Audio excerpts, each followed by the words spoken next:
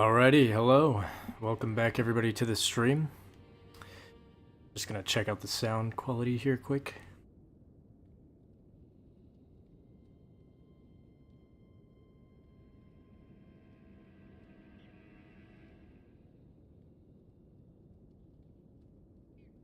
Alright, sounding good to me. But yeah, welcome back. We're back to get into some Elden Ring shenanigans. Another late night. Anyways, so when we left off, we got some parts of Stormvale Castle here. Is this called Stormvale? What the fuck is this place called again? I forget. Yeah, Stormvale Castle. The boss is that way. There's also a golden seed that way, so what I'm gonna do is just run past and get that golden seed. That's all I really care about right now.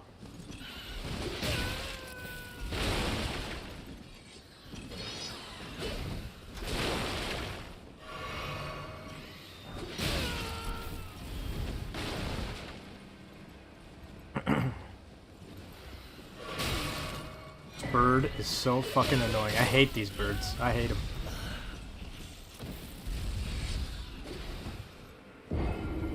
But that's okay. We only needed the...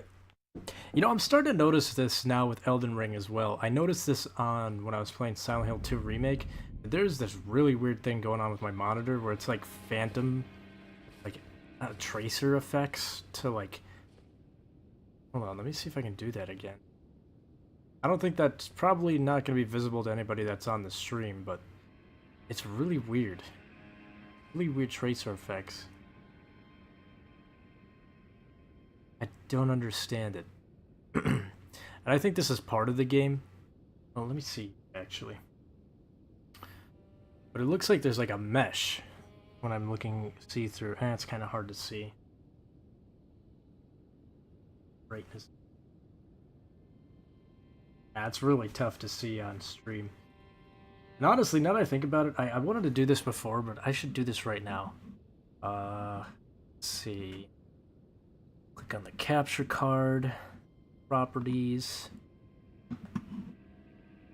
I want to change the brightness on this because brightness for me is alright because I have a screen right in front of my face, but I want to brighten this up a little bit. Filters. Effect filter. Brightness. Oh. Nope. Not in settings. Resolution. I don't really want to go too crazy with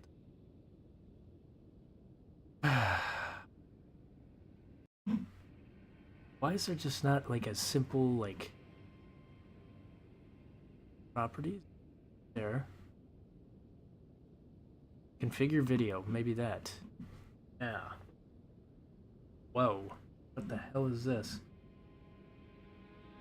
Okay, that's a lot going on. That is not what I want to... Oh, here it is, here it is. This apply directly. Oh wow, that actually brightens it up on my screen as well. That is weird. That is really weird. Fuck, what was it at? I don't even remember. Yeah, that is insanely dark. Is this... I wonder if... Hold on. Sorry if I'm blinding people here. I want to see, does that effect take hold? Oh yeah, it does. It does.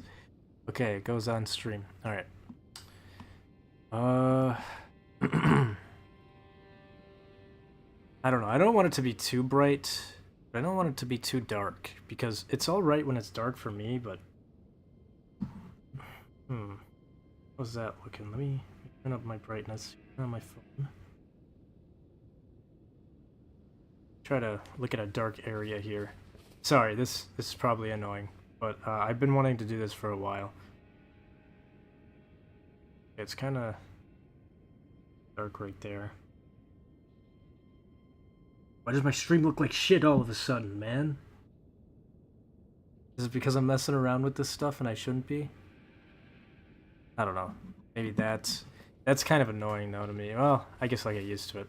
Because it's a little like, it's just too bright. not bright as in annoying like brightness for me, but it's like the color of the screen is just whiter. All right, whatever. Let's stop digging around with that. I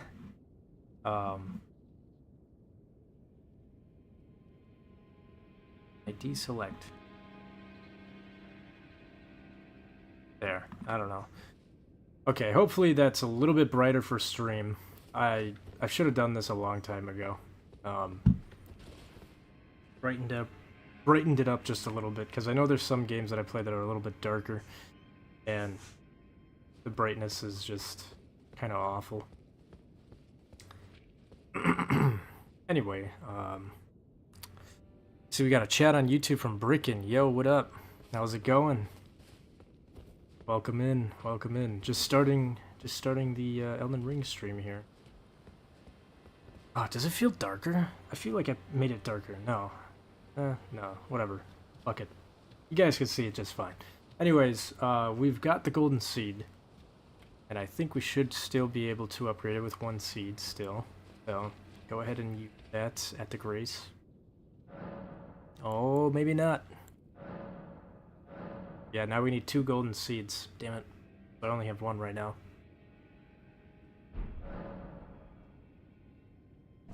Alright, so before we go attack the boss, which honestly I should probably upgrade myself a little bit more first, I do want to check this area out.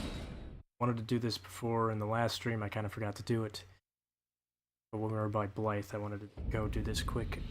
It looks fine to me, at least. Alright, sounds good. I don't know, I'm always second guessing this stream and the audio quality, the video quality. And sometimes it's a good thing that I am, because there are some times in my stream where it's just, you know, the audio's cutting out or something. Oh! I should have stayed more towards the right. Alright, well, this is going to be hard. Hectic, at least.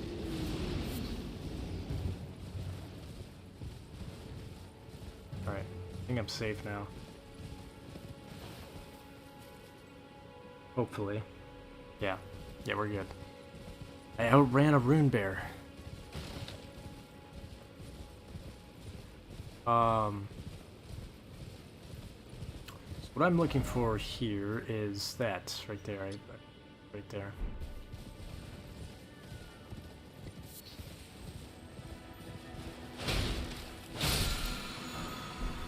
The ground slam. What a classic. Hold on. My cat already starting off on bullshit. Are you, Mick?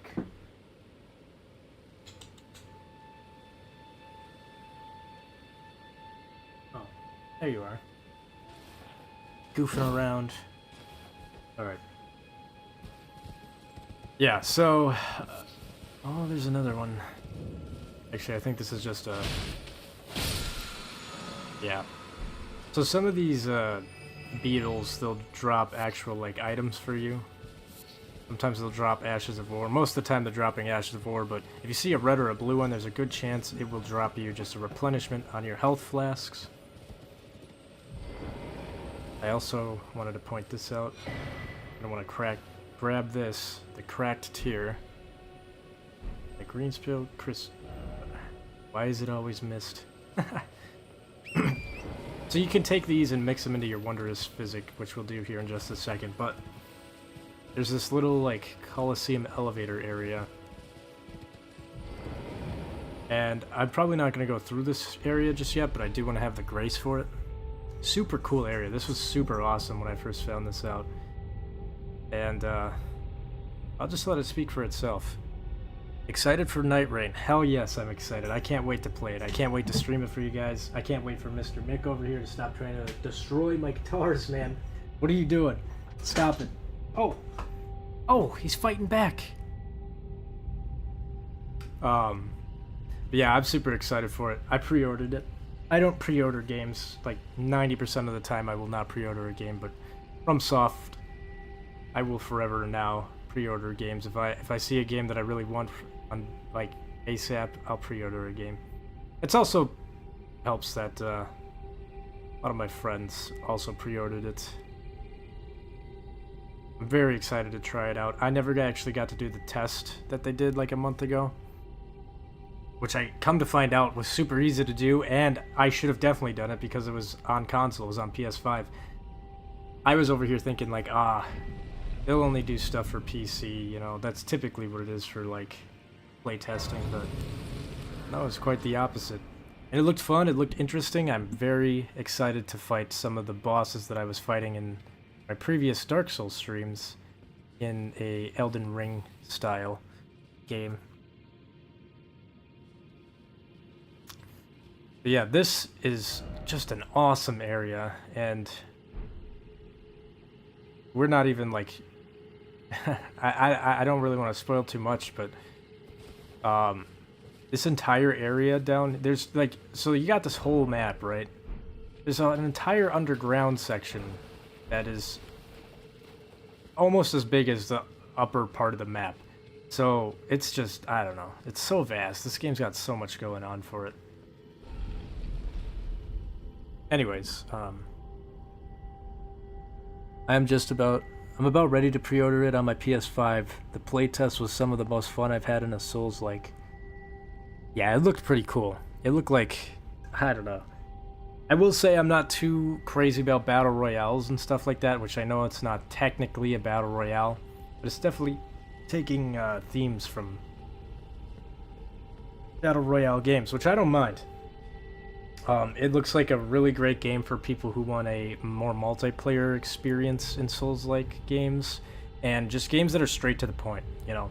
There's no, like, you know, from what I see, it's like you sit at a grace, and you just immediately level up. And it just looks so good. I'm so excited. I can't wait. The other players in the playtest were pretty brain dead, though. I did notice that. There is, I was watching some dude on TikTok, and he was just... I watched it for a little bit, because I didn't want to spoil myself too much, but, dude was very loud, very obnoxious, very wrong on many things, and, I don't know, just kept bitching at his chat the whole time. They would say, like, oh, you know, like, they would make any sort of mention to it being like a battle royale. He's like, it's not a fucking battle royale. This is not a battle royale game. Then there's like people in the comments that are like, dude, I mean, it kind of is a battle royale game. Maybe not in the actual traditional sense, like compared to Fortnite. But by definition, it is a battle royale game. It has battle royale elements.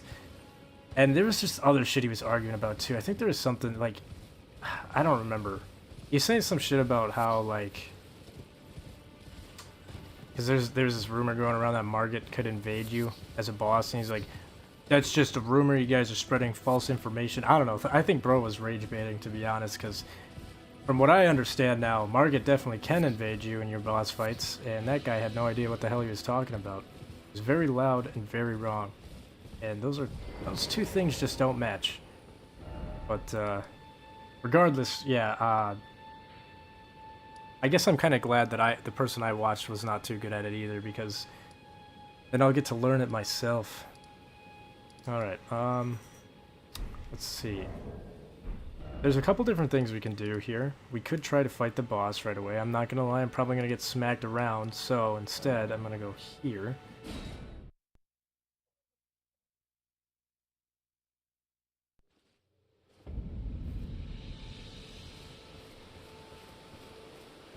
But yeah, I just remember that guy was getting so loud.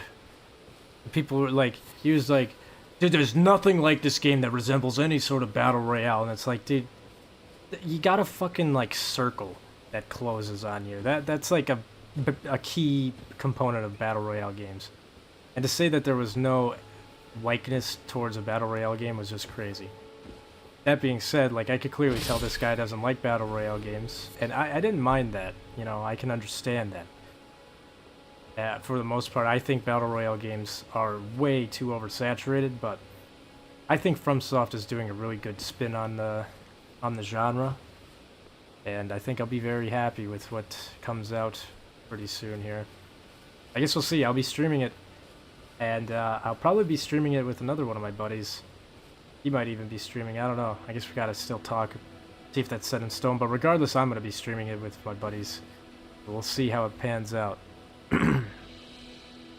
Margaret invaded me twice. Both times were when the night was ending and it was tight as heck. You have no time to loot them.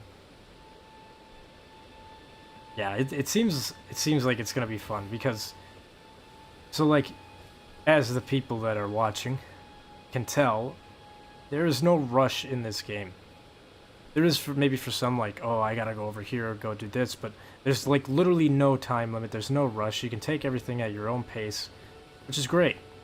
But Elden Ring Night Rain kind of flips that on its head, and it's a fast-paced Elden Ring style game, and I don't know. I'm looking forward to it. I'm trying not to spoil too much for people who don't know and are like waiting on my channel to watch it from me. But I think you guys will enjoy it. If you're enjoying these Souls-like games that I've been playing, the Dark Souls series streams, and this Elden Ring, I think it's going to be a great time. The only downside to it, but I understand this, is from what I understand, you don't get to make your own character. You have to choose from pre-selected classes, which is kind of, I'd like to make my own class, but I totally understand why. And especially, that's the other thing too, Elden Ring Night Rain is like $40, so I can't complain. Alright, so, this is what, I will not say this is probably not the best place to do this, but this was my first kind of Souls farm area when I first started this game. I'm just trying to show it off really quick. I'm probably not going to sit here and do it for too long. I actually want to show a different area that's much better at Souls farming, or rune farming, I should say. But yeah, I would just sit here, whack these giants. I would hop off my horse, double-handed, get an R1 attack. As you can see, it's not the best because you don't do that much damage. At this point, it's like fighting like a little mini boss.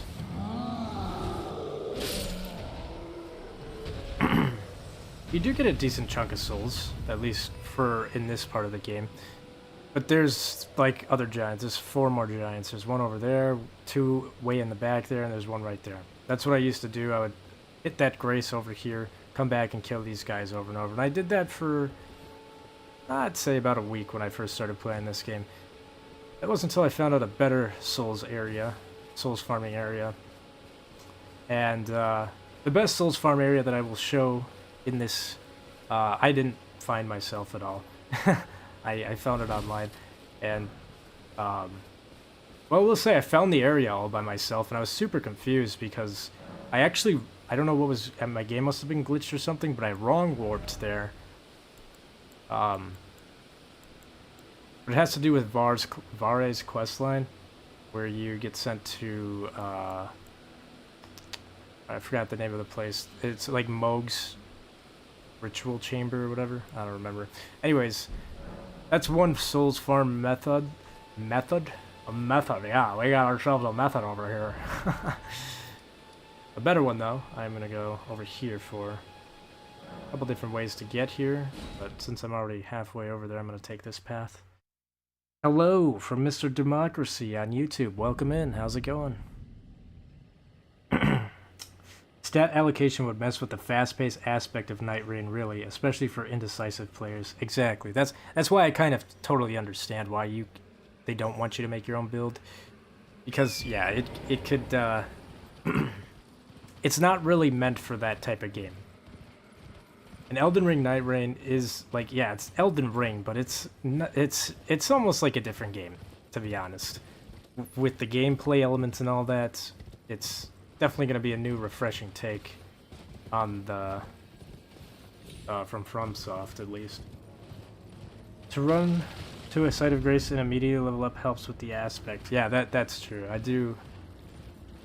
Yeah, you really, like, especially if they were to let you sit down and, like, allocate your stats in a game like that. I mean, obviously, people would learn how to do it, and they could get fast at it. Which I'm sure people could argue that. And I would agree with that as well. But also, I totally understand why it's just, like, you get these characters, you level them up like this, you rest at a grace, and you level up automatically, immediately. Because that's going to help, like, newer players, too. I feel like. It'll definitely be new for me, too, to be honest. Like, I'm not getting... The fastest FromSoft game I've ever experienced was Sekiro. And Sekiro was not... I never beat that game yet.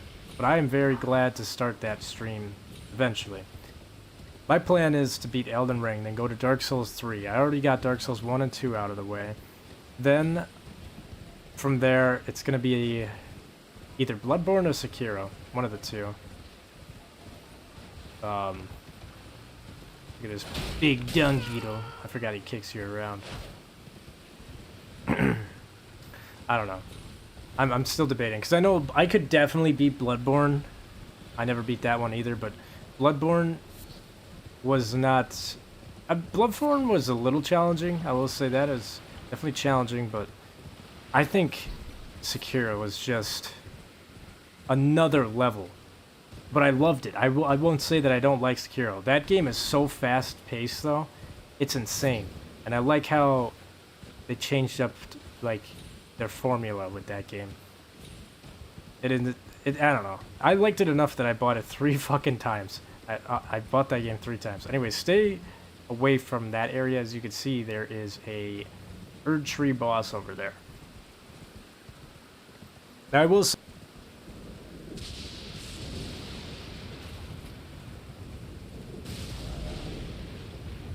he's worth fighting, just not right now. I totally missed a map fragment over here. God damn it. Could have grabbed it. Okay, this will be a little bit more confusing then for me.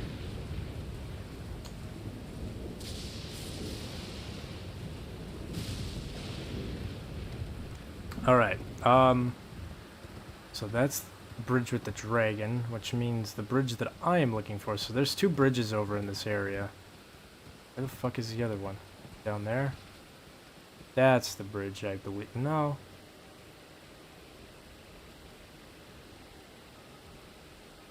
That is a boss fight dragon, by the way, so I don't want to get too close to him. Let me see here. I might have taken a wrong turn.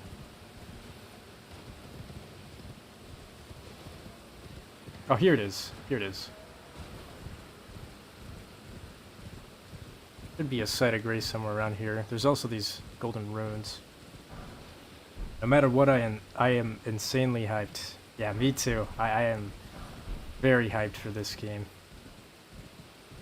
Less than a week now. It'll be out. That boss has messed me up in so many saves. Yeah, that boss kicks my ass. A lot. I don't know why it's telling us now about a spirit ring. Or a spirit spring ring, or whatever the fuck it's called. I've already jumped down, like, on 2 of these at least. Maybe 1. Anyways, this is the soul area that I wanted to point out. I think. It should be this area. If I can find the grace for it. Oh yeah, here we go. They might have patched this though, so I guess I'll find out. But there are 2 rocks over here. Now, if I am correct, you can either... I think you can do this on your horse or on your feet. But we're gonna try it this way first. Alright. There will be a rock that will spawn behind us. There it is.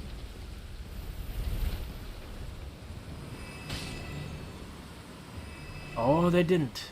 Awesome. Okay, as you can see there, I got more than what I got from the giant for souls. And as you can see, that is an insanely easy thing to do. There's just a little boulder that spawns here. You run in a circle. You have to be pretty tight with it though. And you'll get the feel for it. You probably will get hit by it a couple times, but I will say the best bet is to, as soon as it spawns in, circle to the right and move your camera back. And when you see it start to speed up, just sprint almost like a U. Almost like you're doing a U-turn with Torrent here. Like, this is kind of like the path that I'll take right here. Turn around and then sprint back really fast. Chances are it won't be fast enough to catch you and it'll roll right off that cliff and you'll get a good chunk of souls from it. There's another boulder somewhere down here, I believe, but I don't remember why. I had such an issue with it, so I only ever did the one boulder, but I think there's another one. I think it's this thing. Yeah, there's enemies down here, so you might get hit and get staggered while you're trying to sprint. Where is this other boulder? Oh, there it is. I guess it's not that hard, but that bug can hit you. Also, I didn't even get souls from that one. Maybe I wasn't close enough to the cliff. Get the souls, maybe? I don't know. It's weird. Or maybe that's why. Maybe it was inconsistent, so I just started using the one. Anyways, see ya, gotta go to bed. Alright, well thanks for tuning in. Catch you on the next one. Alright, but yeah, so essentially what you're gonna do, let me just do this real quick a couple more times so you guys kind of get the gist of it. Gonna sprint down here.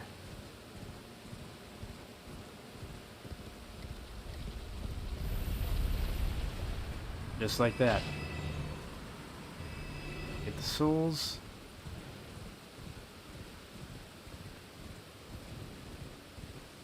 You can run back with Torrent.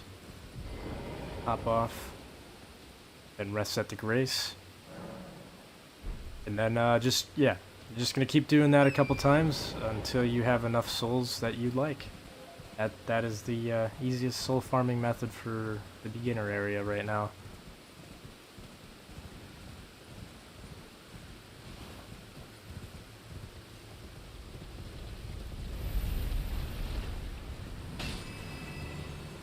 Look at that. Almost 7,000 souls in like just a couple minutes. Which, to be honest, is actually not a lot. It's a good chunk for right now, but 7,000 souls ain't shit halfway through the game.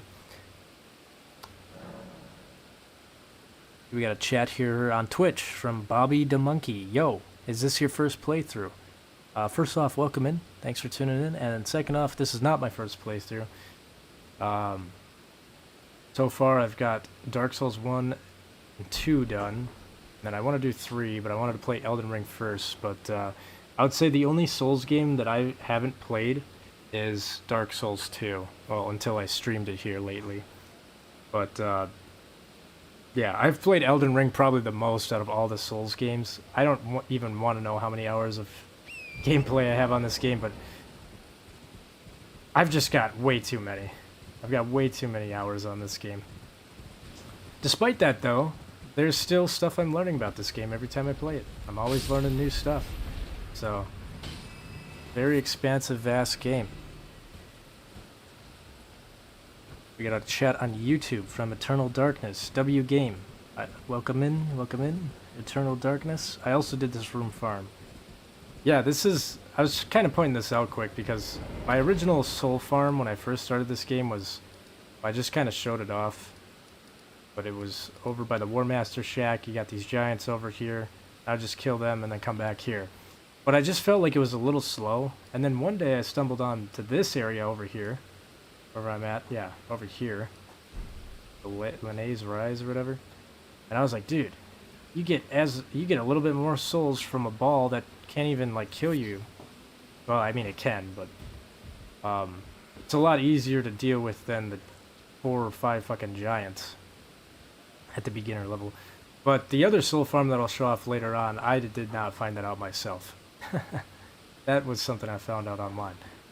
But that's not going to be until after we defeat Godric here. How many hours? Jeez. Let's see. How many hours on this game do I have? Well, just for the PS5 version, so this is just the PS5 version, which I will also say, I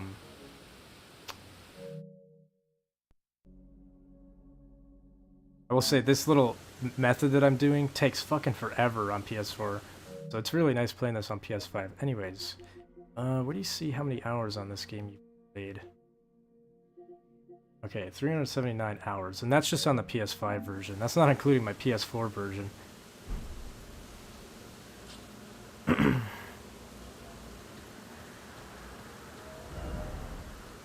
So quite a lot. Quite a lot. I think the PS4 version, I had like 800 something hours on it, maybe. I don't know. I had way too many hours. I spent so much time on this game.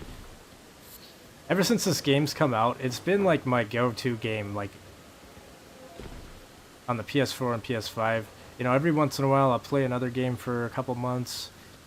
But I'll say the longest time that I haven't played Elden Ring was probably this past year. Yeah, for about, I'd say the past year, I haven't played Elden Ring up until I started this stream. A little bit after the DLC, I played it when it came out, but that was almost over a year ago, so... yeah, it's been a long, long wait. But that's kind of good because I was almost getting, like, exhausted of this game for how much I was playing it. Anyways, regardless, with the souls that you've gathered, you can either level yourself up or you can go upgrade your weapons or do whatever the fuck you want to do. I'm going to level up endurance. Put it all into endurance for me. Yeah, me too, from Bobby the Monkey. Oh, you played this game too. Yeah, it's a solid game, man. I'm not gonna lie. Like, I do really like the stories and the lore from Dark Souls games and all that, but you can't lie on the gameplay. Like, I've got to really give them credit for this. This is the pinnacle of FromSoft gameplay here. It's just great. We got Yo on YouTube from Ghost123. Welcome in. Welcome into the stream. Nice, I have 639. Stopped playing after I beat the DLC last year. That's the one thing I'll say. I don't think I really beat the DLC. Maybe I did. All I know is I had a hell of a time with that final boss fight in the DLC. That really, super fun, but super, super difficult for me. Look at that guy's using Gut Sword too. Wait, what? I need to see, how much was Gut Sword? 31 strength. We're getting there. In time, I'll be using that great sword. In time. How's the game going? It's going pretty good. Going alright. I'm just, at the moment, I'm trying to play it patient and not run into the boss right away. I'm trying to go around, do a little bit of farming, show off some little tips I've kind of learned about playing the game. I wanted to go... Where did I want to go? Well, I definitely should have grabbed that map fragment on the way here. I guess there is something else I want to say before you get too crazy with the rune farming. Palace Approach Lead is the best rune farm. If that's the one with the bird, yeah, that's the best one in the game, I think. Which I will show that off here in a bit. Somewhere in here in Caelid, there's a little cave. I'll have to show it off later because I'm not gonna be getting any crazy kills. But yeah, that boss fight, it will probably kick my ass. Alright, let's see, how many upgrade materials do I have here? Got 6-1, 6-2. I could probably upgrade my claymore one more time. Might as well, but after this I think I'm going to slow down on upgrading this weapon just because I ain't trying to really dive down the claymore path. Although I do like the claymore. I've only played 3 FromSoft games. I have 4. Have you tried Lies of P before? I have. I don't have Lies of P, but I have tried it before.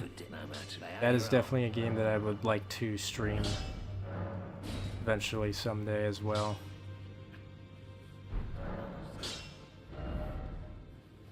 Oh, okay, I could level it up one more time. Ah, fuck it, let's pop a consumable. I don't really like using consumables, but... How much do I have? 300. Enough? Back already, no matter.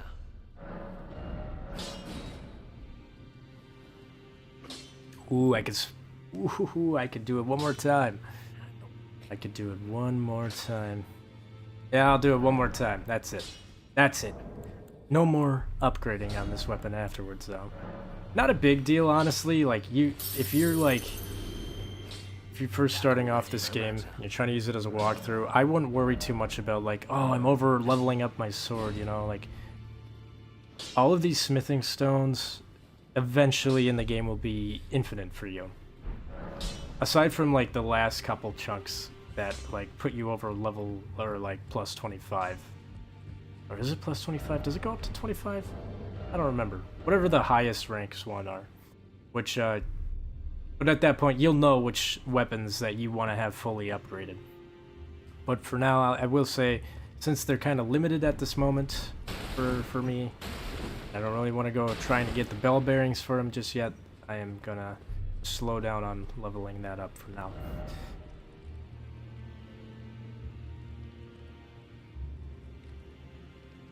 Not the bird, the albernicks that are close to the site of grace. Oh yeah, yeah. I think the bird and albernick combo is crazy. You just get a shitload of souls, and if you pair that with the gold beetle talisman as well. I used to shoot the bird, but the albernicks give you way more runes. They definitely do, especially if you have the endgame sword. If somebody drops you that thing, you use the endgame like Ash of War sword. You do that lightning wave or whatever it is, wave of gold. It's just so so fast. Yeah, by the way, do you have a Discord server or something like that? Not yet. I get that question quite a lot. I do have a Discord, but I'm not very good with Discord. I still have to go through and set it all up, so it's kind of my bad. But yeah, my Discord is just, it'll be my username, just Austish. But I will eventually set up a little Discord server for my community here when I could figure out how the fuck to use Discord. I don't know. I'm not very tech savvy with Discord. But I'll figure it out. Consort Radon is a good boss, but I didn't beat him because my save file got corrupted. Damn, dude, your save file got corrupted? How the fuck did that happen? I'd be so pissed if I got up to Radon, Consort Radon, and my save file got corrupted. Oh, that'd be such a bummer. Plus 25 and plus 10. Okay, yep, that's what it was, because the plus 25 is for, like, original, regular weapons, and then the plus 10 is for, is it somber weapons, or... Max 25 normal, 10 for somber. Okay, yeah. I can make you a Discord server, but the link won't work with me for some reason. What do you mean, the link? What link? Consort Radon pissed me off. Dude, I'm not gonna lie, Consort Radon made me angry as hell. I've never been so frustrated at a FromSoft game before. I will say, like, I really did like the DLC, but I felt like some of it was kind of artificially difficult. Some of the bosses in there belong in fucking Sekiro, man. They don't belong in Elden Ring. I don't mind if those bosses were in Sekiro. But the thing is, you have Elden Ring movement fighting Sekiro-style bosses. It's just crazy. Which, that'll just be an interesting little thing. I hate these birds so much. Alright, you know what? I'm just gonna try this again. I want to get through here without... Okay, I'm dead. Nice.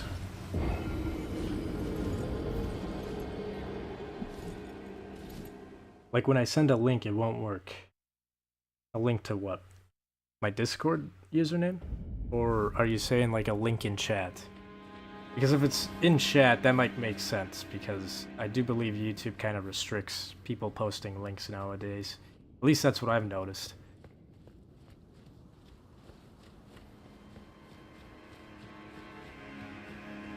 Alright, I kind of want to take this one at a time. These birds suck ass. Come down here. Bing!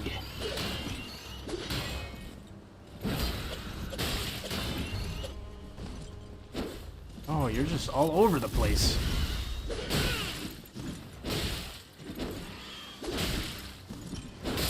Okay, that's one down. Actually, it doesn't matter. I forget how many grace. This game gives you so much grace with graces. No pun intended. Kind of pun intended, but... Like... You will probably never run into a long... Like, so for those of you who have been watching my Dark Souls playthroughs, there's like no run backs to bosses in this game. There's a couple, but like they don't even compare to they don't compare to the run backs we've had in the previous Souls games. A link in chat. Yeah, you might have to like space it out or like, I don't know. I think you have to like, if you like space out the letters, maybe it'll work. But I know YouTube, yeah, they don't really they don't allow links on their comments anymore. Or chats or whatever. I don't really know why. Okay. Oh! Yeah, so instead of fighting these bird fuckers, I'm just gonna run past. I'm gonna run to the right, and there should be a grace in this room.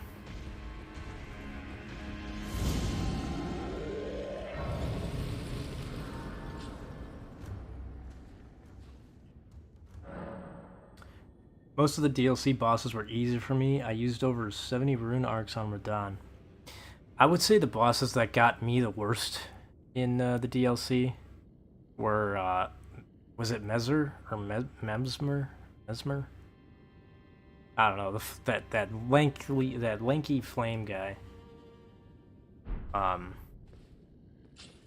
He got me caught up. Definitely Radahn got me caught up as well. Oh, the more I think about it, the more I don't know. That DLC will forever be ingrained in my brain as it's just like I don't know, it was refreshing because when the DLC came out, I literally just finished moving to where I'm at right now, and it was summer, and I just started playing the game with my buddies. We all had it, and I were like, oh, fuck yeah, dude, this is so hype. It was a new experience, the difficulty was harder. I don't know, it was just, chef's kiss all around. I was so pumped for Shadow of the Erdtree, as many other people were. But that thing, the hype for that game was going around for years because they made a statement that they were working on it. It took like almost 2 years before the fucking thing came out. At least it felt like 2 years. So if you just copy the link and put it on Discord, you should be able to work. Yeah, so for that link, maybe put like the first chunk of it in parentheses or something. I don't know. I'm just trying to give you advice.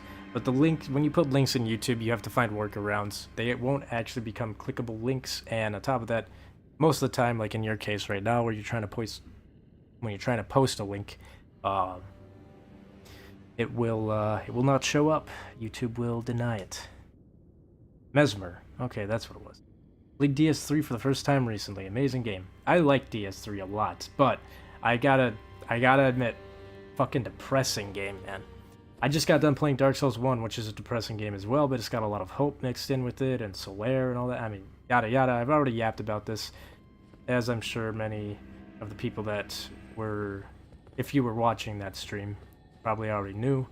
A lot of people in the comments were kind of agreeing with how hopeful that game is, how motivational that game is. Dark Souls 3 takes all of that and says, fuck you, everything was for nothing, and I don't know. But I will say Dark Souls 3, fantastic game. But I'm kind of dark fantasy out right now, like, I don't know, I just was mentioning this before, but gotta get the speedo. Alright. I was just talking about this before, but, yeah, I don't know, I've just been, like, on top of that, like, I've been reading a lot of Berserk again lately, and, like, I love Berserk, I love Dark Souls, I love Dark Souls 3, but it's kind of like just dread, you know? And I don't want to have that all the time. Elden Ring feels a lot more like light fantasy, and, I don't know. I just needed something different for a little bit. A little palate cleanser, you know what I mean? I like fantasy stuff. I really like dark fantasy stuff because it's usually, like, it's got some great themes in it, but I don't know. I had to take a break from Berserk. I had to take a break from Dark Souls.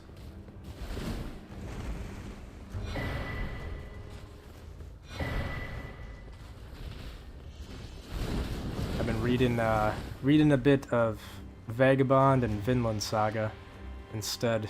of Berserk. Which, don't get me wrong, they're all great stories. I've yapped quite a bit about all those series before. I mean, for fuck's sake, I just made it like an in-depth Berserk video like a couple weeks ago. Well, I should say I finished it. A video that I was working on for years about Berserk, but yeah, anyways. Holy shit. What's going on here? May I have the item, please? What is this? Is this a joke? Come on. You gotta be fucking kidding me. Give me the item. That sucks. Alright, well, maybe he'll drop it again. Yeah, anyways, this is where the castle can continue. You can kind of explore around. I probably should honestly do that before I fight the boss. So, if I remember right, yeah, the elevator's over here. That'll bring you back to... bring us back to the last site of grace that we rested at. Yep.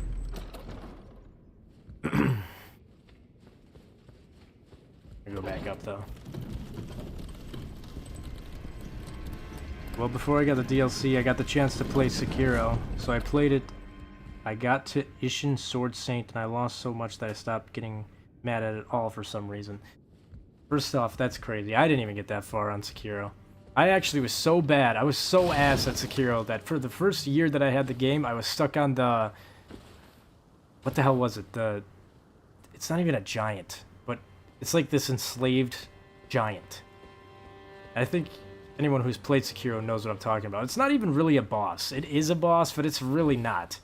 It's more of like a mini-boss, if anything. And the best way to fight him is to go and grab like this flame contraption. And it's this whole thing. I don't know. Anyways, for the first year, I could not get past that fucking thing. I was like, dude, what is going on? Like, this game is just way too hard compared to any other FromSoft game. And, but I eventually got a little bit further. And I remember getting to... I got past, like, the Brazen Bull. I forgot where I left off on that game, but yeah, I will say that's one thing with FromSoft games, but especially Sekiro. You just get to a point where you lose everything that you just stop giving a fuck. You're not mad anymore. You're just locked in the whole time. Alright, anyways. Hop over here. Up right there. A little bit of parkour.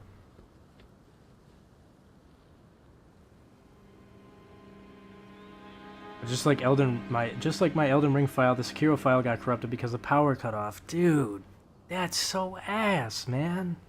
I'm sorry, man. That sucks. I don't think I would want to play the games after that. Not because they're not great games, but it's like you got so far, you made so much progress, all for it to be for nothing. Lose it all. I beat all the DS3 DLC bosses first try, only had a real problem with Nameless King. Nameless King. That is a boss I can't wait to fight in Dark Souls 3. I've been looking forward to that. I'm also looking forward to how... I'm pretty sure Nameless King is in Elden Ring Night Rain.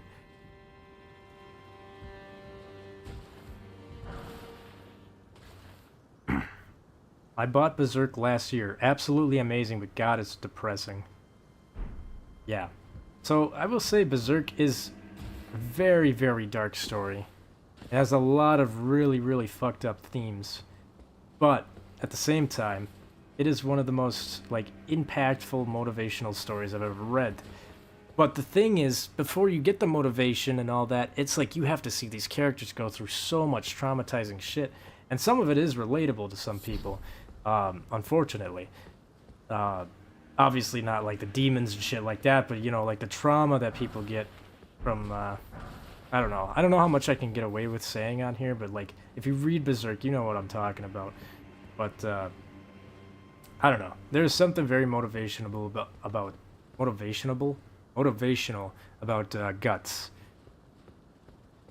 I mean, fucking A. I will say a crazy story. The first time I ever experienced Berserk, I was like, I want to say I was like 7 to 10 years old, somewhere in there. And it was the 1997 anime that I watched. And that definitely left a mark on me. Left a huge mark on me. But I will never forget that story. Is what has gotten me, like, without Berserk, I don't think I would have really passed my English classes in school when it came to writing stories. I don't know. There's just so much. I could go on and on about Berserk, but I guess if anybody's interested in my take on Berserk, I made a pretty in-depth video a couple weeks ago. You can search on my channel. I don't want to yap people's ear off because they hear me talk enough about Berserk. But I will say, I have a tattoo of Berserk, and I'm starting to regret it now because everybody and their fucking mother is like getting that brand of sacrifice tattoo. It's becoming like a tramp stamp almost.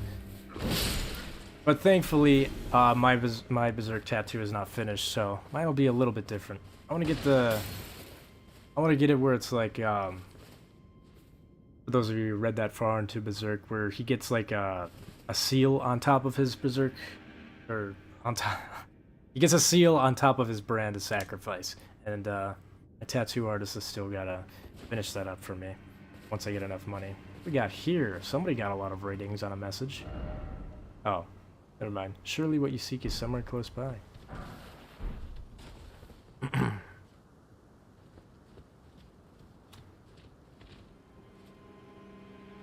Damn, not even the first boss? Yeah. Yeah, Sekiro, Sekiro is something else, man. People say these games are challenging. They are, but Sekiro is way more challenging in my opinion. But also has way more fluid combat mechanics. And it's just really fast-paced.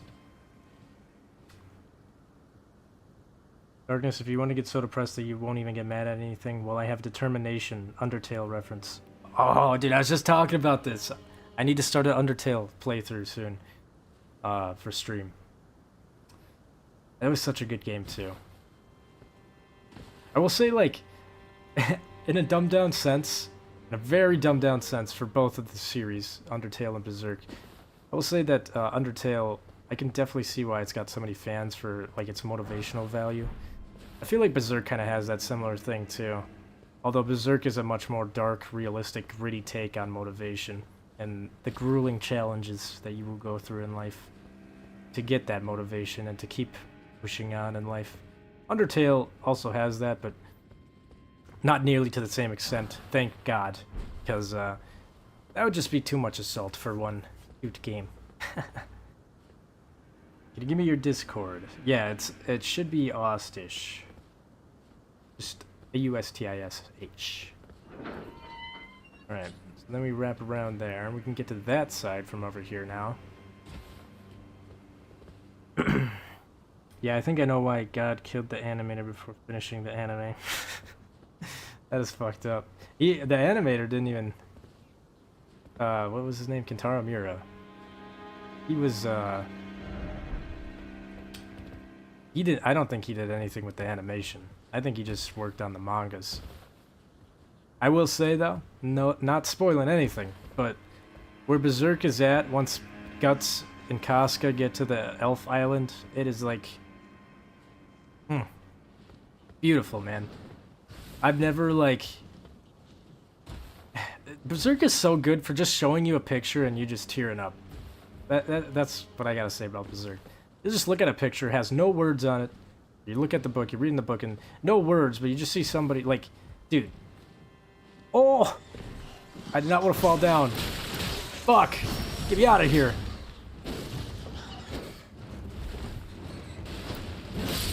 Enough. Enough! Not another one. Okay, never mind. We're good. But dude, the fact that we had to wait how many years to see Guts finally fucking smile, dude, is insane.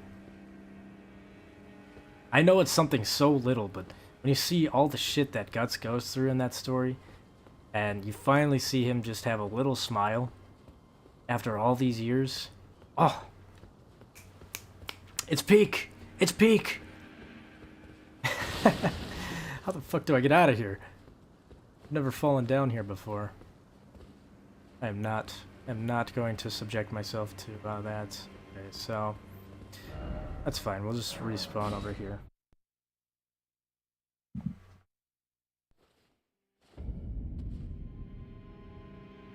Well, I only watched the 1998 anime because I can't buy the manga, so yeah, I just stopped. Yeah, the anime, the 90s anime is, gosh, that's rough. I know that I was in this camp for a while because I was a kid, and this was back when I wasn't really internet savvy and I didn't know anything about looking stuff up. I thought that that 90s anime was it for Berserk. And that is such a fucking terrible, terrible way to end something. That's why it traumatized, well, I wouldn't say traumatized, but it's stuck with me. It stuck with me for a long time in my mind. Then I eventually found out about the books, and the books go so much further than the anime in the 90s does. The anime in the 90s just covers the Golden Age arc, and there's like 5 other arcs in the story. In equal or longer lengths than the Golden Age. It's a very large story. But, yeah, it definitely gets a lot more happy, and then sometimes it gets worse. But, yeah. I think that's as far as I can go here. I'm getting sick. That sucks.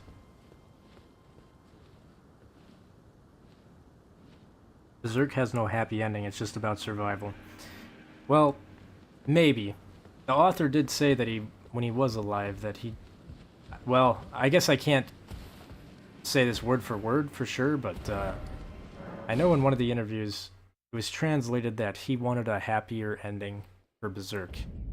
Because there's so much horrible shit all these characters go through, that he felt that it would be kind of pointless to end the series off on something terrible.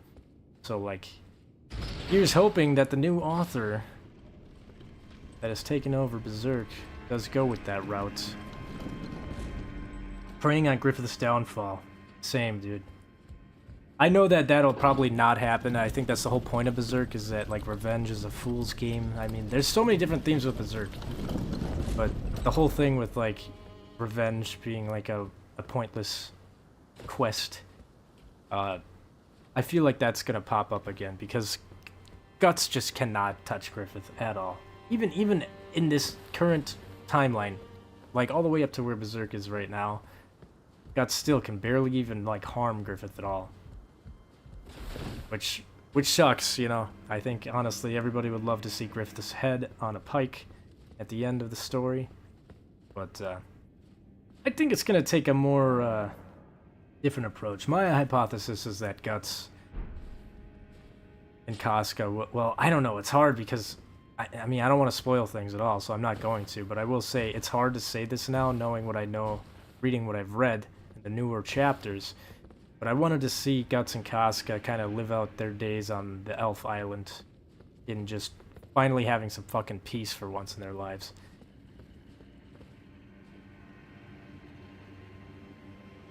I spent a lot of money on Berserk stuff last year. Same, dude. Those deluxe editions, I've got like most of those books, and I've probably spent well over $400 on those hardcovers, but definitely worth it.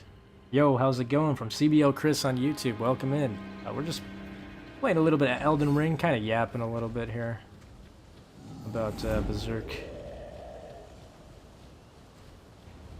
I don't want to say I shouldn't talk about Berserk, because obviously, yeah, that's big inspiration for these games, and also my fucking character that I'm playing as is Guts, so I guess it makes sense. Get away from me, giant!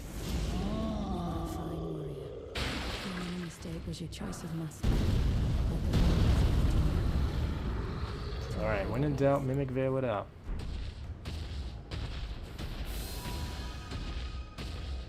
Here's hoping he fucks off. He probably won't. I was searching, I was looking around, I find only the manga continues from the anime, only the 3rd Golden Age arc movie goes a little farther, so yeah. Yeah, the animes, they only like scratch about like a quarter of the story. It does go pretty far. If you think about it, Mikola is just Griffith 2.0. Facts, dude. Mikola is Griffith. I see a lot of similarities in all these games, and little references to Berserk, which of course they do on purpose, but Is the new book good? The paperback. I haven't bought the newest chapter. So essentially, every chapter after Kentaro Miura died and the new author came in, I haven't bought any of those books yet. I didn't even know they were out. But I've got up to all the deluxe books up to the one before they reach Elfhelm. So that was like a couple years before Kentaro Miura died. But the rest of them, I've just been reading online. I will say, though, I always prefer paper copies. And eventually, once these newer chapters get put into the thicker deluxe edition hardcovers, I'll be buying that as well. But to say if it's good or not, it's good. It's fucking good. I won't. It's hard to say though because, I don't know. I guess I didn't really say too much about this on my Berserk video that I made, but okay, so with the new author, I think they're doing a great job. The new author was Kentaro Miura's like best friend that knows some of the key plot points of the entire story. You know, they used to talk about it with each other. The problem with that is, one, it's not Kentaro Miura working on it anymore, so there is a lot of details missing.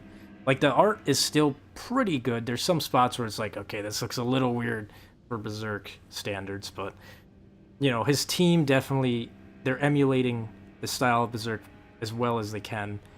But the problem is, because his best friend doesn't really know, like, he didn't really know the finer details, and that's what Berserk is all about, the finer details, you know?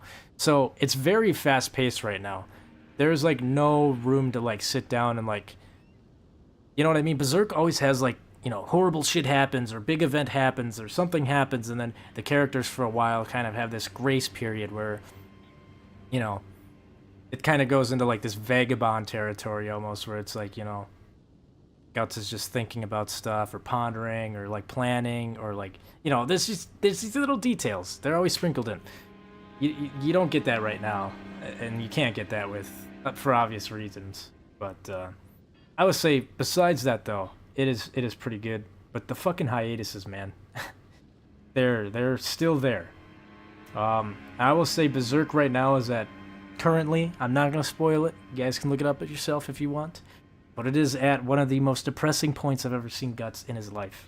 It is very hard to read. Just seeing Guts in the state that he's in now.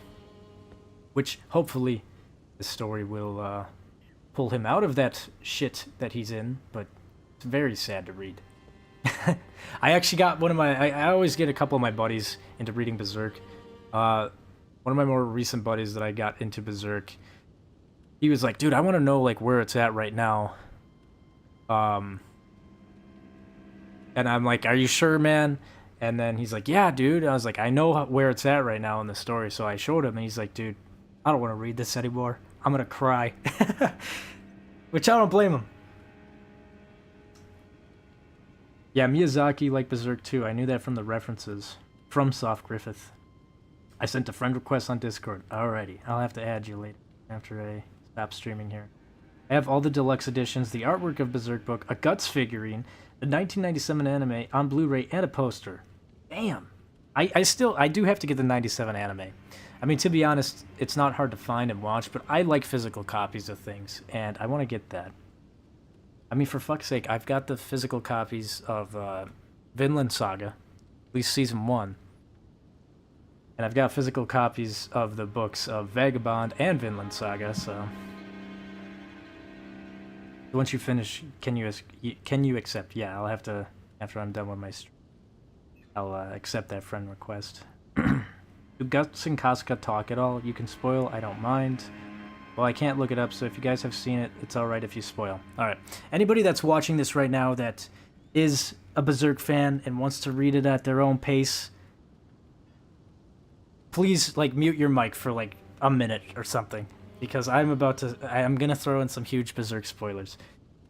Right now, to answer your first question from Eternal Darkness, do Guts and Casca talk at all? Yes, they do.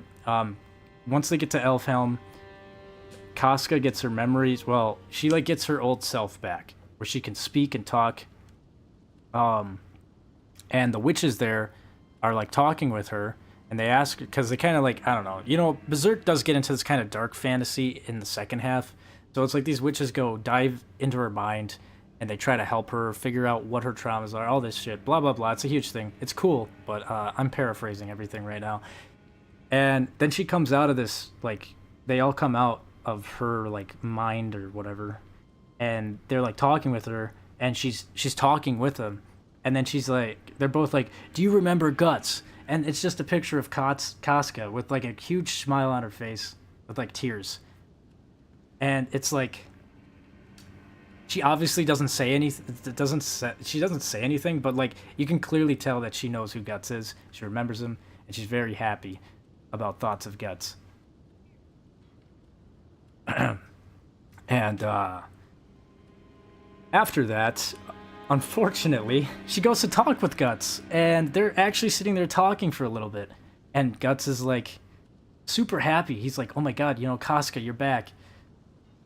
And they're talking for a little bit, and then they say, like, they're talking about something about Rickard. Oh, I think it's something about Guts throwing knives. And she's like, "Oh, the throwing knives. Rickard." I think it was Rickard, right? Or was it Judo? Fuck, it's Judo. Judo. The little blonde kid that dies in the apocalypse, or the apocalypse, the eclipse, dies in her arms. And she's talking about it, and she's like, "Oh yeah, Judo. I remember he taught you how to use those or whatever." And then, like, she fucking has this trigger effect to the eclipse, and then she starts screaming and crying. Which is awful, because Guts is sitting there, and you just see the pain in his face, man. It's so hard to read. She's sitting there screaming, and they all kind of shuffle her away, and Guts is just sitting there, like, fighting back tears. And, yeah. So if I will say that she's normal now, but it's still at a point where she's uncomfortable around Guts. She wants to speak to Guts, but every time that she talks with him, she's reminded of something about the Band of the Hawk, and then she's reminded of the eclipse, blah, blah, blah, all that shit. So they're somewhat normal, but they're still working on that. Unfortunately, it gets even worse. I'm about to spoil some more, so if anybody's still, like, unmuting their mic again, and like, "Oh yeah, I want to hear more," or like, "I want to see you play the game," I'm sorry, I've taken a little tangent here. Mute your mic again if you don't want spoilers. Or mute your audio. So unfortunately, and none of this shit makes sense to people who haven't, like, really gone in depth with Berserk. But so Guts has a son, right? And he's treating his son like, it's awesome to see. Guts is giving his son the amazing, wholesome childhood that Guts never had that. He was abused as a kid and assaulted and sold off as, like, he was SA'd. And it's just awesome. But then, not Guts' history. That's not awesome. But what's awesome is seeing Guts take care of his son. And because his son is connected to Griffith through the whole, like, the whole conviction arc that was explained, Griffith comes back through his son on the fucking island. And Griffith is, like, feeling emotions, so he feels regret and, like, sadness and pain looking at Guts and Casca. But ultimately, it doesn't fucking matter. Because, goddammit, Zod comes in, and Griffith and Zod, these motherfuckers... I hate it. Sometimes I really hate Berserk. Because they took everything away. God damn it. That shit pissed me off so much. Guts fucking lashes out. He swings at Griffith. He can cut a hair off of him. That's the one fucking thing. He cuts a hair off Griffith. So, it's hope that, maybe someday Griffith will be able to be harmed by Guts. It's a biggest step in the series Guts has taken to hurting Griffith since he's become, part of the God Hand. But motherfucker, they take everything, they ruin the island, they turn it to shit, everybody's fucking freaking out, there's demons on the island, and Griffith just grabs Casca, and Zod grabs Griffith, and they fly away, and Guts is just sitting there, and the only thing he can do is just reach his hand out. And he's got this face of, like, it's gone. Like, everything's fucking gone again. And, the panel is so painful to read. Just Guts holding his sword, crying on it. It's fucking awful. And then the next chapter, they're in the boat, they're getting off the island because it's fucking overrun. And they're all just like, what's wrong with Guts? Where's Guts? And he's in the hull of the ship. And you just see him, like, laying on the fucking ground, like, just done. He's just done. He doesn't even want to get up. And he's, like, fucking just... He's looking at his sword. And he's getting all these memories. And he's talking to his... Like, he's talking to his sword. That's how fucking crazy he's gone now. Like, he's sunken so low that he's talking to his goddamn sword. And he's like, you know, this is the only thing that I've ever relied on in my entire life was my sword. The only thing I could ever trust in my life was the strength in my sword. You know, like, he couldn't trust people. He couldn't trust anything except his sword because, you know, I mean, the whole point of Berserk at the start was, you know, Guts is a mercenary, and that's how he changed his life, was becoming a mercenary. So the only thing he could ever trust in his life with his sword was the sword. And it's like, god damn it. I don't even want to think about it, man. It's fucking pissing me off. And it's making me upset. Not really, but it's fucking sad, man. He's just staring at this fucking sword and he's crying to his sword. He's like, you're the only thing I've ever trusted in my whole life. Only you. And you let me down. Because it couldn't hurt Griffith. And... And then the fucking, what the hell are they called? There's these group of people that are like, they work under Ganishka. Or some of them work with Ganishka. I'm trying to remember their names. But whatever, that faction comes in, sees Guts in the fucking ship because they board their ship. And they're like, oh my god, it's the Black Swordsman, you know? Holy shit, he's just gonna sit there? Let's fucking chain him up. Let's take him with us. And Guts just lets him. I'm like, motherfucker, man, what are you doing? I don't know. Being a Berserk fan is very tough sometimes. It's a very hard read sometimes, but rest assured, I have faith, I have hope that something amazing will happen to Guts. Sorry for the whole tangent right now. I know some of you people watching this are like, dude, shut the fuck up. But, I mean, I'm just trying to talk with the chat, and honestly, if you're watching a Souls stream and you can't expect a little bit of Berserk, especially when the guy playing the fucking game is dressed up as Berserk, I'm sorry, but that's kind of on you. I'm a huge fan of Berserk, so. But anyways, I watched Vinland Saga, and it's underrated. Yeah, Vinland Saga is fucking fire, dude.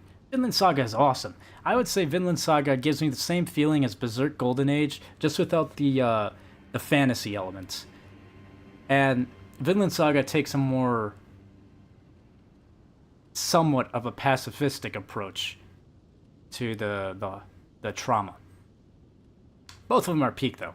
Vinland Saga is right up there with Berserk, in my opinion, and Vagabond, too. I know that doesn't have an anime, but it doesn't even fucking need one. All three of those are amazing. I know she's able to talk now, but the ending of the last deluxe edition volume is just Griffith showing up. I remember that, all that. Being a Berserk fan is great, but tragic. Vinland Saga was peak. Yeah. Pretty much. I love Berserk, but god damn it, I feel like the author really fucking hated Guts. Like, how could you have this character go through all this awful shit? Like, just give him a fucking rest already. Alright, but yeah. Highly recommend Berserk. Highly recommend Vinland Saga. Highly recommend Vagabond. I know all this shit sounds really awful right now to some people, but it pays off. Anyway, I'm gonna stop yapping about Berserk. I made a whole video about Berserk a couple weeks ago. If people are interested in that and my opinions on it and how it's changed my life and other people's lives and all that shit, how it's impacted me throughout my life, go give that one a watch. But otherwise, I'm gonna focus back on the game here.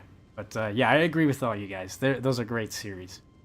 Anyways, to fight Godric here, you don't have to do this, but this can be a summon for you. Well, who do we have here? Tarnished, are you? Clearly not one of Godric's lot. I am Nefeli Lu, tarnished and warrior. I'm here by decree of my how utterly this grafting of Godric is tainted the very wit. If you intend to challenge, I ask you call upon me. The winds run foul. I'm certain father would permit me aid the fight. Apologies. As fellow tarnished, down whatever road. As fellow down whatever road. Like, Thorfinn in the last season was so peak. Dude, thank God, man. I feel like, okay, season 1... I'm out here, I go yapping again, sorry. But, I guess, before I go on a yap sesh, for those of you using this as a walkthrough, you're going to talk to this character here. Exhaust all of her dialogue, and then you can either run back or you can just warp back to the secluded cell. This will be a summon, an NPC summon for this next boss fight. Anyways, Vinland Saga is so fucking good, and I feel like so many people miss the mark on like, oh dude, Season 2 sucked. It's like, what are you fucking talking about, you stupid fuck? Season 2 was amazing. Like, yeah, it's not Season 1, it's not violent and shit. I mean, it's kind of still violent, but like, they're like, oh, Thorfinn's a pacifist now, like, what the fuck? It's like, no, you're missing the point, man. And also, Thorfinn is not a fucking, like, straight up pacifist. Like, if you read the rest of the story, he's not.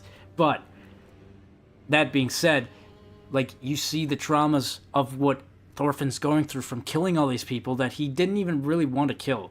He just did it to further his quest to fight ACCLAIMED, to avenge his father. And then he's just, you know, you see it throughout the whole farmland arc, where it's like, dude, Thorfinn is losing his fucking mind. And on top of that, Season 2 animation was peak, man. So great.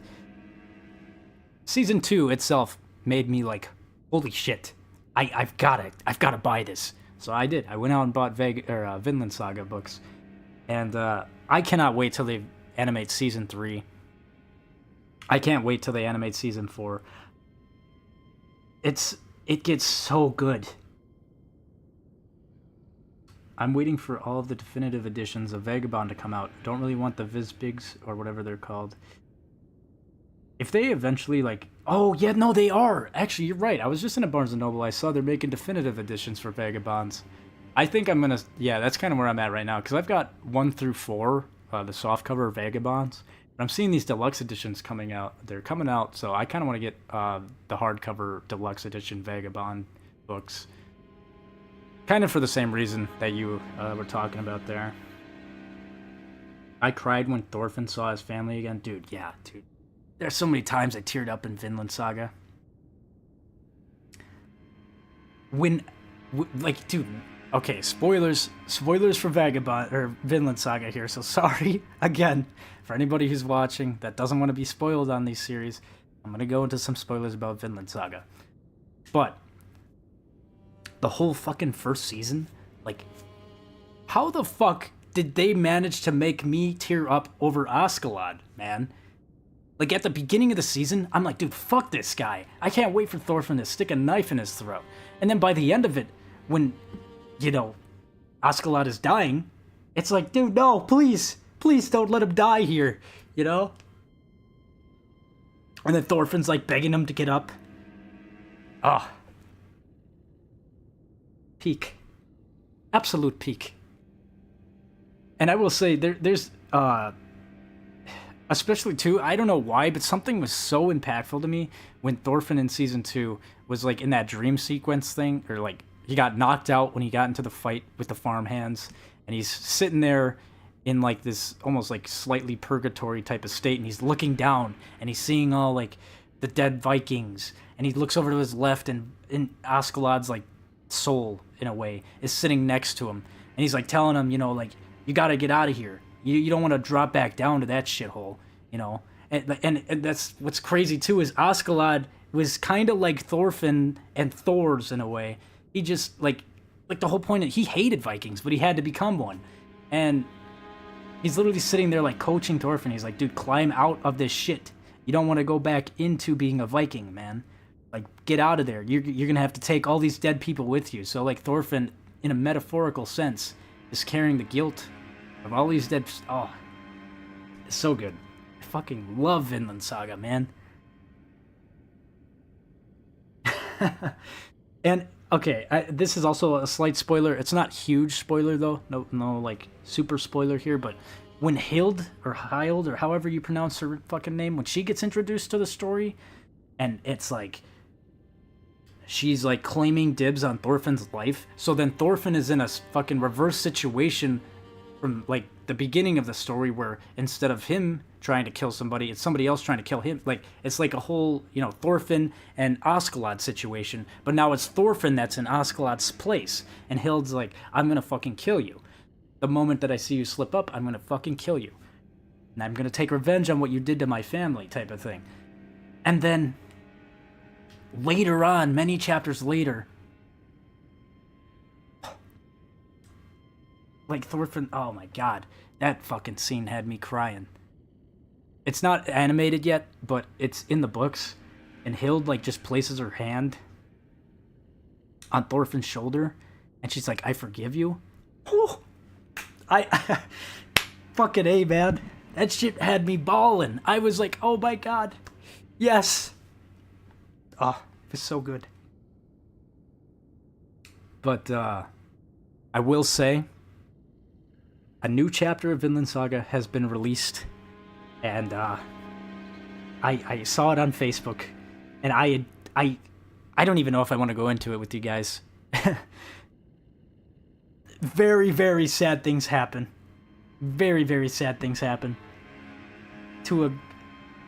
Oh, I don't even want to talk about it. I don't even want to talk about it. I don't want to spoil it for you guys, but... okay, let me just read the chat here quick.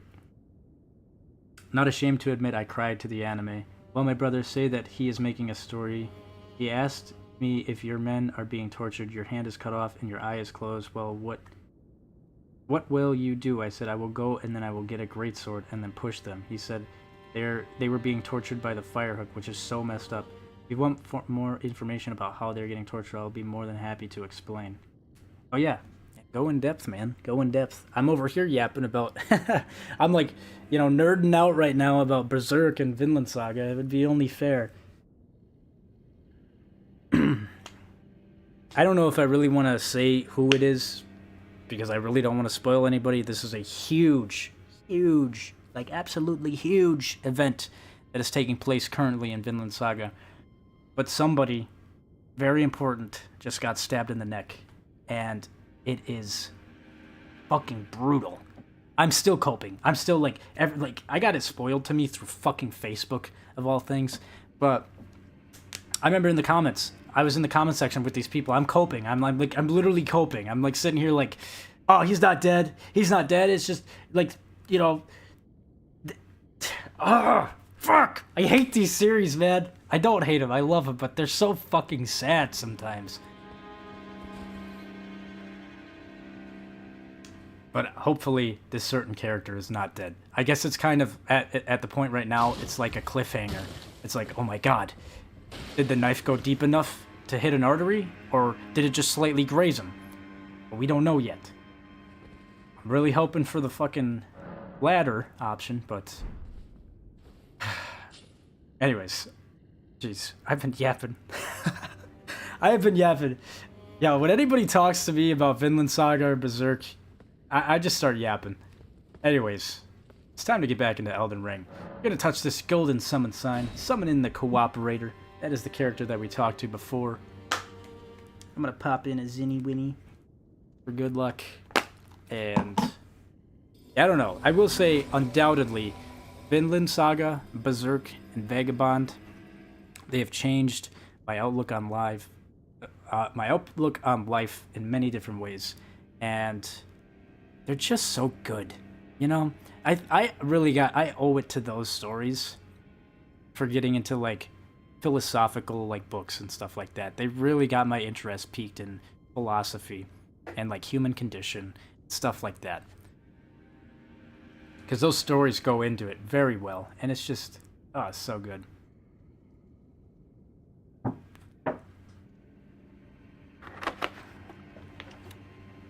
I got bro to go on a manga rant. Yeah, pretty much did. I love them. I will say, like, I'm not too big into animes and mangas. I've been getting more into them in the past couple years. Like, I kind of branched out to Death Note and Cyberpunk. I feel like there's another anime or two that I've watched. I've definitely watched Baki. But the thing is about all those stories is they don't even fucking compare. Like, they're good stories, but They don't even compare to how moving and impactful Berserk, Vinland Saga, and Vagabond are. Those three are the top. They are the goats, man. They're the goats of manga. And I think they're the goats of storytelling, like, just in general. You got Vikings in one story. Fucking A, who doesn't like Vikings, you know? And historical, like, historical figures, like Leif Erikson, you know? I only ever knew about that guy from SpongeBob as a kid, like a hinga-dinga-dargan, you know? But Leif Erikson, fucking Thorfinn, it's all these fucking Viking characters, historical figures and shit. Like, okay, it's not 100% historically accurate, obviously, but you know, the battle of you got Denmark, King Sweyn, fucking King Canute. Like, come on, man, this shit's badass and it's got a really cool story with it. Berserk, maybe not super, you know, super like what would you say? It's not historically accurate as much, but still, I don't know. I'm yapping too much. Let's just get into the boss fight. I love those stories, though. Highly recommend anybody who's watching this stream right now that has never seen those or read them, do yourself a remarkably large favor and go fucking read them. Dragon. They're so good. Born heir. So fucking good. And I don't even care about all these people like, oh, manga's cringe, anime's cringe. Like, bro, you're cringe. I understand there is some cringe in those genres, but these three stories, they're not. They're fucking awesome. Well.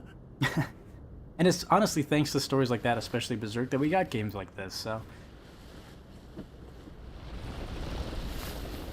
The lowly Tarnished. I only got into the anime last year. Death Note was my first peak show. Lord. Oh yeah. Death Note reminded me of like an anime version of Breaking Bad. I command thee. She's looking at you like, bro, just go in, bro. Yeah. All that is golden. I see there's some more chats, but I gotta lock in here. Alright.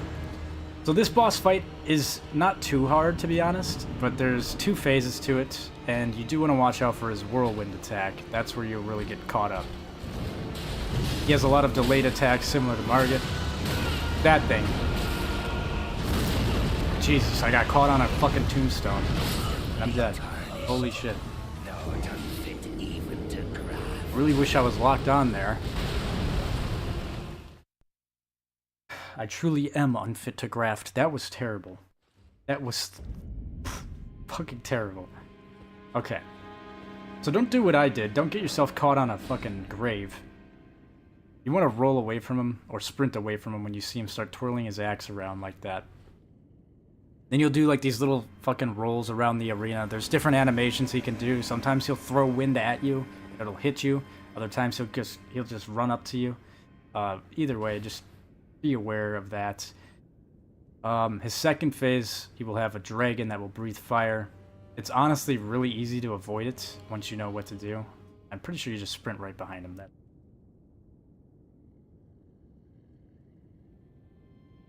He's easy. Godric is such an excuse of a demigod. Yeah, for real. This dude is weak as fuck. I say that after I just died in the first second I was... who's this other chat?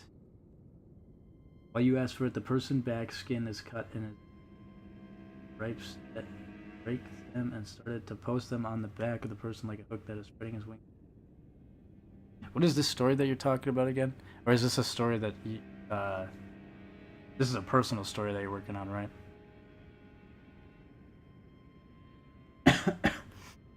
Sounds like some dark fantasy type of stuff. Right up my alley. Alright, let's go again. Alright, Godric the Grafted. You're going down.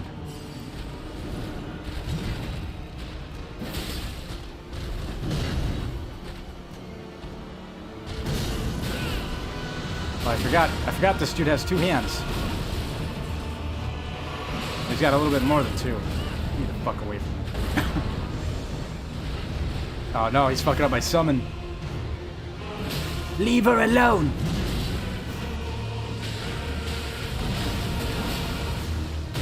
Oh, he's switching it up.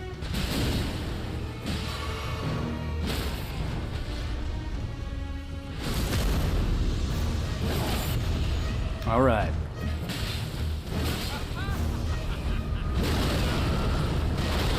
Oh, that's the attack I gotta jump for. I keep forgetting to jump. You know, I've been playing all these Dark Souls games. I forgot there's jump in this game. You're gonna want to jump to avoid that attack. Not that specific one, but the... Oh! Beat his ass right here. And don't stand in front of him. Because he can hit you.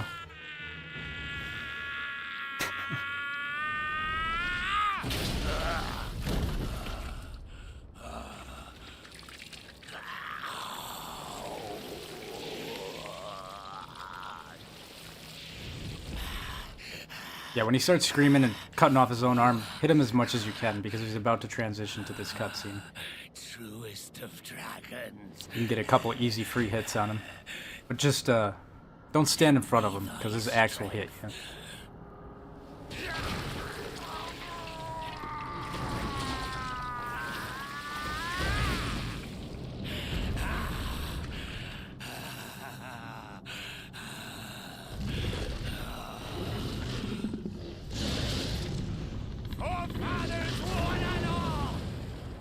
Bear witness! Alright. Immediately right off the bat. Sprint. Sprint, please! There we go. Oh my god, my guy almost didn't sprint there. As you can see, pretty easily avoidable. You just sprint to the right. He will do that attack again, though.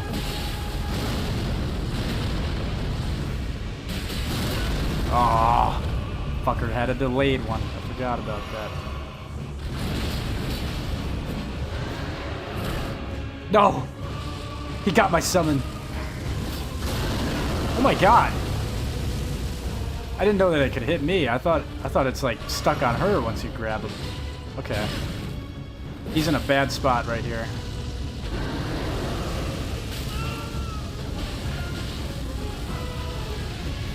Get the fuck off me, Godric! God damn it! This guy is supposed to be easy, and I'm just getting my ass kicked.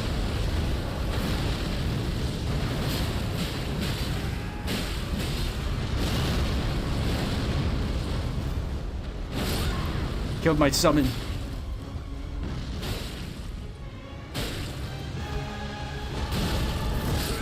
Are you fucking me? Oh. See, I panic rolled. I panic rolled twice. God damn it. I gotta get used to playing Elden Ring again, man. This is a very easy boss, and I'm just getting walked.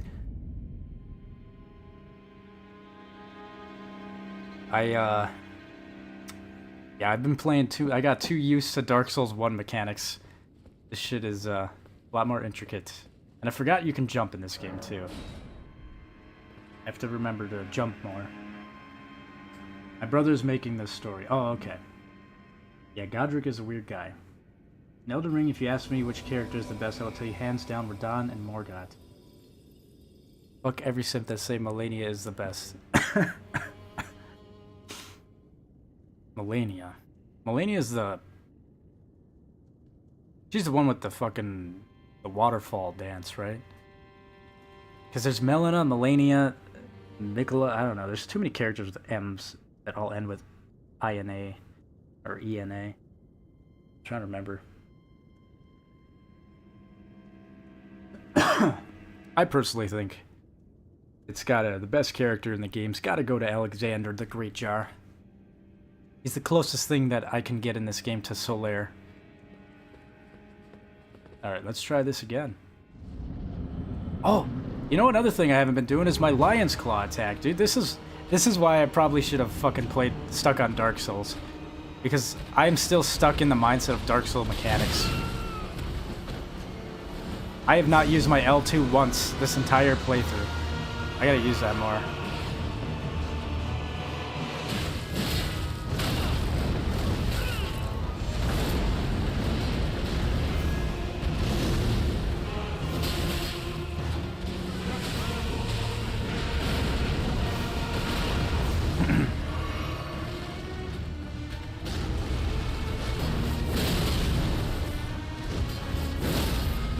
There we go. Hello? Oh man, I missed it. What am I doing?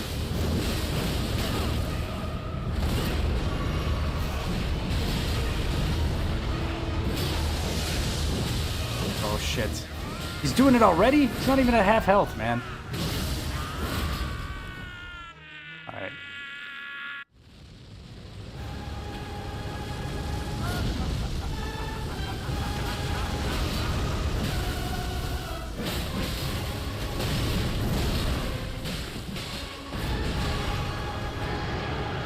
Oh, I forgot to fill up my fucking physic. Wondrous physique, whatever it's called.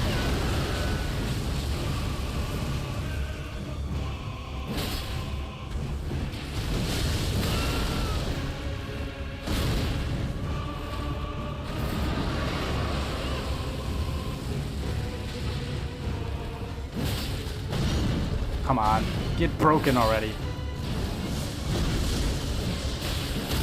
There we go. There's a stance break.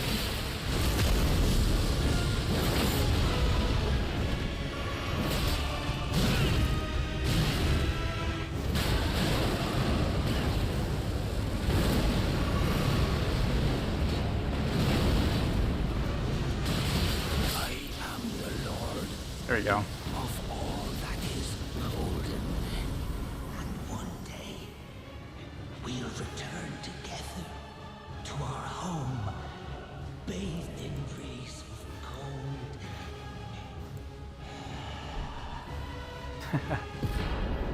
Alright. Yeah, my favorite is Mesmer, Malekith, and Melania. Favorite NPC is Millicent. Oh yeah, Millicent is connected to Melania in some sort of way, if I remember right. I said character in general. If it was only NPCs, I will say Alexander. Okay. So if we're not counting NPCs, and we're only counting, like, characters, yeah, I've got to give it to...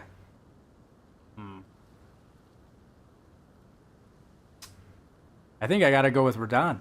That dude is such a anabolic boss, man. I love his boss fight. I love his lore. It's awesome. I didn't say Mesmer is one of the best characters because his fight just sucks, but his lore is good. Second favorite NPC is Blythe. Millicent is Molly's granddaughter. Or daughter. Whoops. Second favorite NPC is Blythe. That's a good one, too. Blythe was also a pretty solid character. But of course, no happy ending in a fucking FromSoft game. Okay, so yeah, we got the Great Runes now. Which we will get into in just a second here. First off, I'm gonna hit this Grace.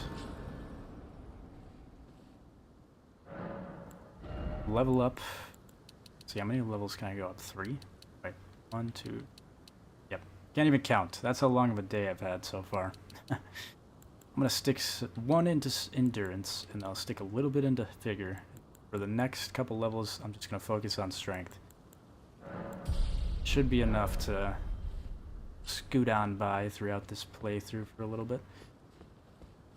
Now, as for Gasstock, or whatever his name was, the Gatekeeper, if he was alive in my playthrough, which he is not because I killed him, he would be right here kicking the head of the boss that you just killed. And then he would sell you stuff. But I killed him because I didn't want to deal with his bullshit and his little trolls, shenanigans throughout the castle. But yeah. You can either go forward, and that will end up at the outside of Larunia, which is where I showed in the previous playthrough. So like when we ran around here, which would have been the dilapidated bridge, and I showed you guys we got this Grace over here. There's a bunch of wolves. It is going to end up right over there. But before we do that, we can try, I will say this is going to be kind of difficult, but we can try to go grab the Great Rune, which the Great Rune is all the way over here. In order for us to get over there, we have to go back through the castle. I will show you the area. I think I actually kind of pointed it out before. But that's when you go to this courtyard, it'll be on the left side. I guess, yeah, I'm saving Elden Ring fan art Berserk style. Playing Elden Ring Berserk style, no happy endings. Yeah. That was just fan art. That's true. I will say, there are some dark fantasy elements that FromSoft takes. Well, not takes from Berserk, but is definitely inspired from their kind of more bleak outlooks. I feel like Elden Ring is a little bit more hopeful.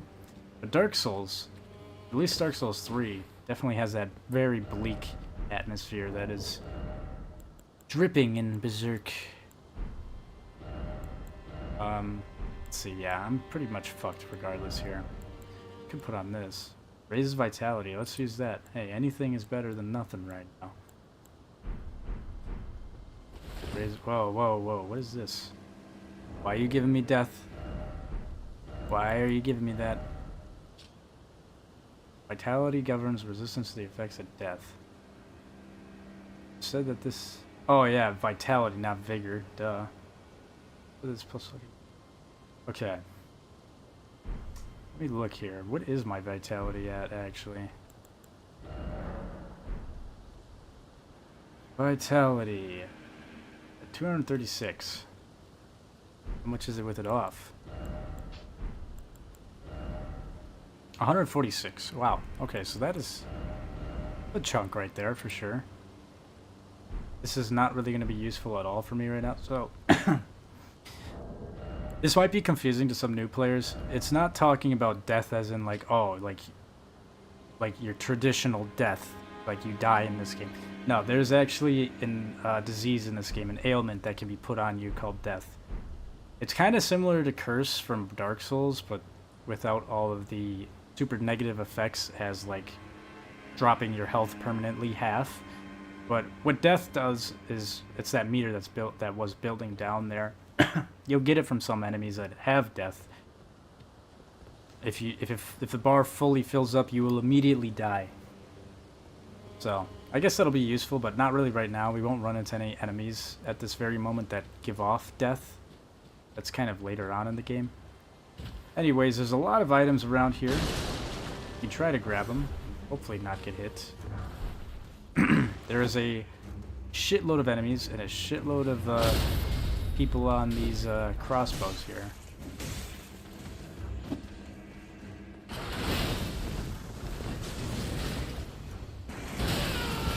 Oh man, get me out of here.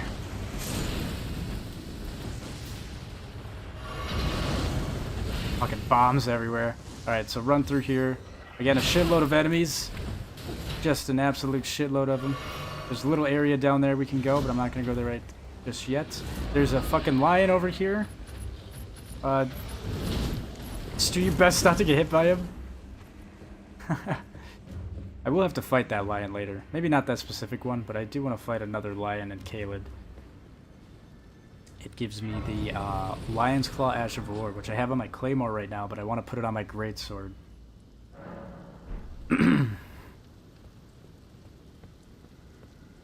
I think the Axe Talisman is way better. Honestly, yeah, I don't know. There's not really a point for me having this at the very moment. Right now, we'll put that on. Nope. Another thing, too, for those of you who are new to this series and using it as a walkthrough, you'll notice I have 2 talismans right now, whereas I started the game with 1. Throughout the game, you defeat very specific bosses, which are story-related bosses that further the quest line for the main story. The more of these bosses you kill, the more talisman pouches you'll get. You'll open up more slots to use talismans. You won't be able to collect all of them until kind of towards closer to the end of the game, but we'll get there in time. Bolt Drake Talisman. I think this is for lightning damage. Yeah, damage negation.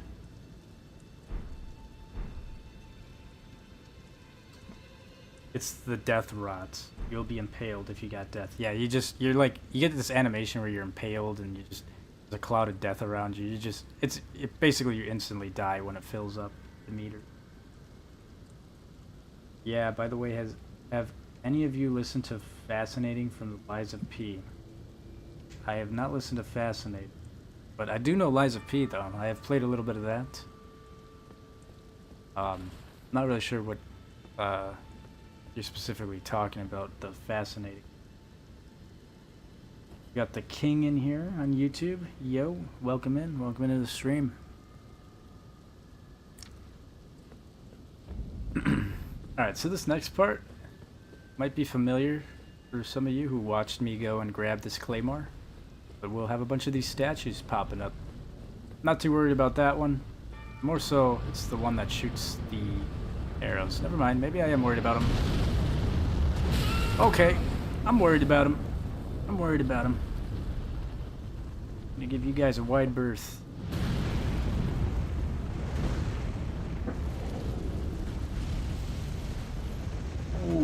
And I'm getting a fucking cramp in my calf so bad. God damn it.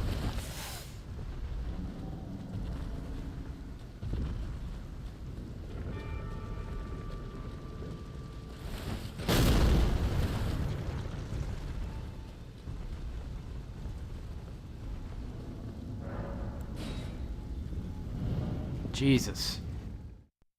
Oh man. I think I need to drink more creatine or something. Have more bananas. Fucking calf is cramping up. My quad. I don't know why. But yeah, anyways, you'll hit that teleporter thing. You'll teleport all the way over here. You can run back as well, but the main thing that we want to grab is the Great Rune, which is on the top of this tower.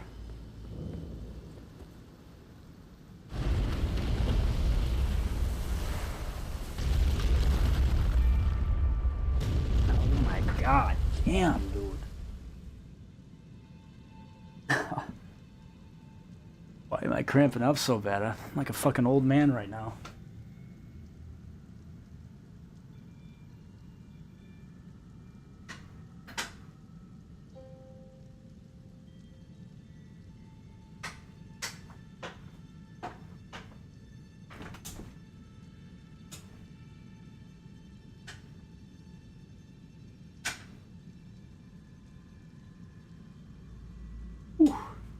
That shit is fucking killing me, man. God damn.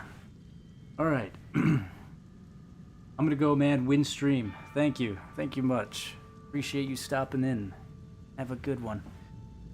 Fascinating is a music disc that is called The Peak of Lies of P.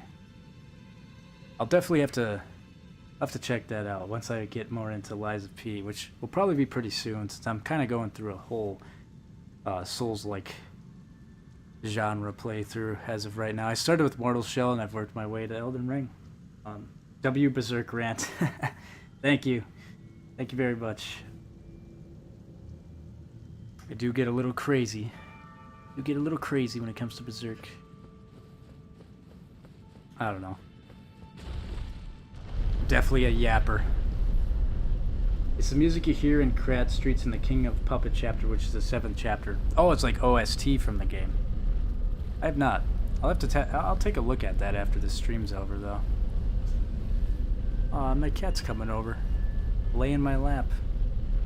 How cute. Anyways, yeah. So we'll get to this tower here.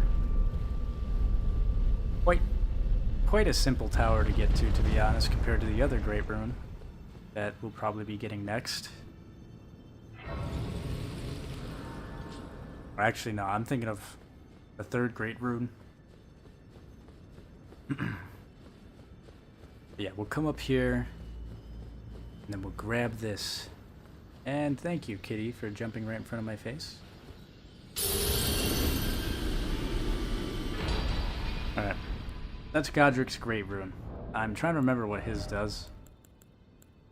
There's a couple of different Great Runes, and some of them are kind of useless, but in order for you to really use them, do I even have one?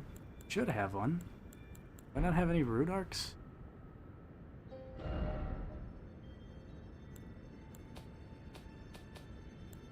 What the fuck? How do I not have a rune arc? I could have sworn I got one already. Maybe I didn't. But anyways, rune arcs, once you get them, I'll show it off here, but they're consumables that you have to use in order to activate your Great Rune. And in order for you to have your Great Rune active, you have to rest at a Site of Grace and then equip it. Some Great Runes are amazing, and some are kind of shit. Let's see, Godric's. What is Godric's? Raises all attributes, so this one might be pretty nice. I can't really use it right now, but I guess we'll find out once I get a rune arc. But yeah. Well, I will go now. Bye, guys. Hey, thanks for tuning in. Honestly, at this point, yeah, I should probably call this stream here too. It's been going for quite a while, but yeah, that's the Great Rune. That was the Stormvale Castle. There's definitely a little bit more to it, though. But yeah, I will. I'm gonna stop the stream here because it's been going for quite a bit and it's late, so But yeah, thanks everybody for tuning on in. Thanks for the comments, like, support, all that. If you're watching on YouTube, check out the Twitch. If you're on Twitch, check out the YouTube. Pop-ups are in the bottom left-hand corner of the screen. It's Austish for YouTube, xAustishx for Twitch. And yeah, I'll definitely be playing more Elden Ring very soon. And I will catch you guys on the next one. Have a good night.